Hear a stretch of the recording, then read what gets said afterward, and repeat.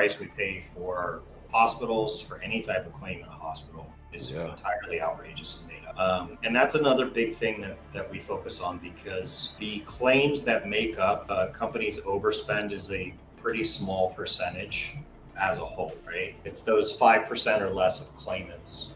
And usually they're having 1 or 2 episodes that are driving that cost up. So that's the biggest thing we're working on. So when anybody goes and gets something done in a hospital, whether they're getting literally a Kleenex or an open heart surgery, that is described as a CPT code, which is just a procedural code for that service. So everybody knows what they're billing for, what got done.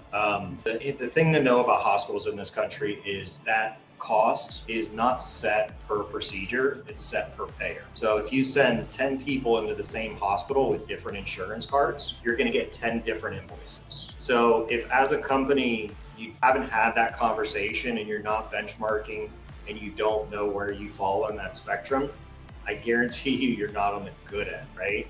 Yeah. That's another thing we're doing, is on that small percentage of large hospital claims, we're negotiating those on behalf of the employer to get fair reimbursement rates. And they are ridiculous and all over the map. I'll give 2 quick examples of some recent ones.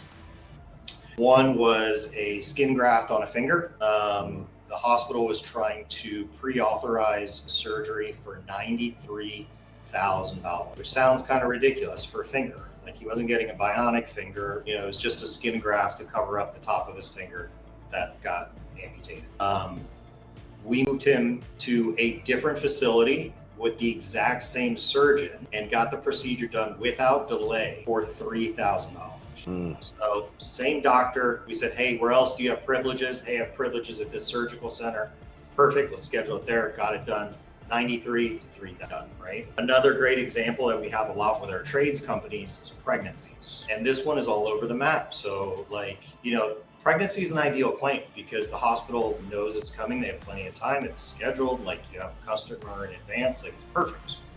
Now I know I'm going to have this customer in 7 months come deliver. It's a great business model, actually, right? Yeah. But what they try to do is inflate these prices. So, we've been having some issues in some states where they're trying to, for normal kind of scheduled, no complication vaginal delivery, they're trying to invoice the insurance somewhere between $36,000 and $40,000. If that patient were to cash pay for that same pregnancy, you're looking at under $6,000, right? And what's the difference? Like, why do they have to pay more as a company if you're processing through insurance, right? So that's another scenario where we've basically organized cash pays in advance to get that service done, but get the best price. Because with our trades companies, like, if we have 200 employees, we're probably doing like 4 to 6 babies every single year, right? So that one's happening a lot. So that's those 2 highlight real well, like, how ridiculous and all over the map hospital prices are, but also how few you need to fix to put you in a better scenario for your healthcare.